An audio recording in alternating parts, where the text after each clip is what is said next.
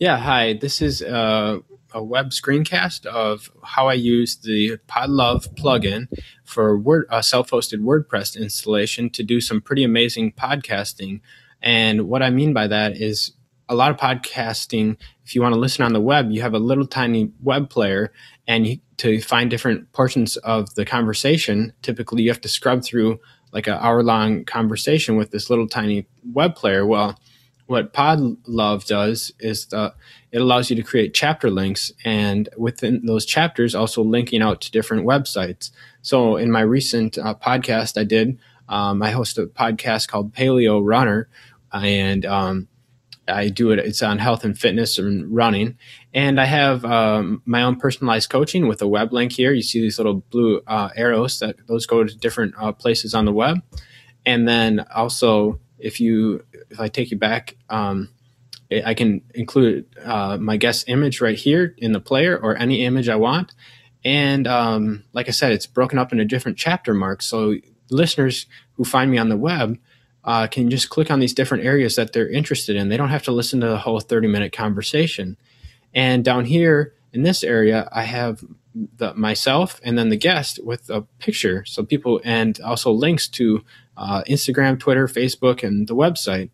And that this is just a really cool way to podcast. I actually moved over from Blogger to a self-hosted WordPress site just so I could use this, and so far it's been really amazing. I'm just super excited about it. Now, if you're not interested in using a self-hosted WordPress site, you can use something called Podigee.com or Podigee.io. And I've created a podcast for a company called 3Fuel, which is a sports drink. And I didn't want to mess with their website at all. So we just created a podcast on a separate website, and I'll go to the homepage, but it uses the same amazing player that allows you to scroll through the different topics that we talked about with chapter marks. And these are also available on iPhones and Androids, depending on what podcast app you're using. These chapter marks will show up. They definitely show up on the Apple podcast app that's baked into iOS 8. And they also show up on things like Instacast and Downcast and some other podcatchers. And so what a great way to really enhance the value of your podcast by allowing people to click on these different links, and they can click through using the chapter buttons up here as well.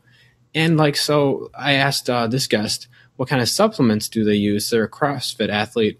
And she mentioned a supplement, and I was able to link to it on Amazon like this, and people can go there and they can check it out. So I think that's a huge value for people.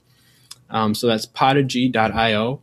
And then the one that you put on your own site is called Podlove, and you install that plugin yourself. And it's pretty easy, the self-hosted version. I'm not super technical, so it took some learning, but it's definitely worth it. And another great thing about both of these services is that they use a website called Auphonic to process your audio file and put it in the most common formats. So I have two feeds. You can have basically as many as you want, but if you go to my subscribe page up here, I have a feed, and these are automatically generated with the plugin for AAC files, which is the newer version of audio files, and then old RSS for MP3 files if someone's using a really old player. And another great thing is that Auphonic will automatically export your file to things like YouTube and SoundCloud, which I get a lot of listeners on YouTube, which for audio, content you wouldn't think, but a lot of people like to listen on there. So, what YouTube does is it puts up since I include chapter marks and pictures, it includes those in my video. So this latest one with Tani, I didn't have to do any extra work to get these pictures in.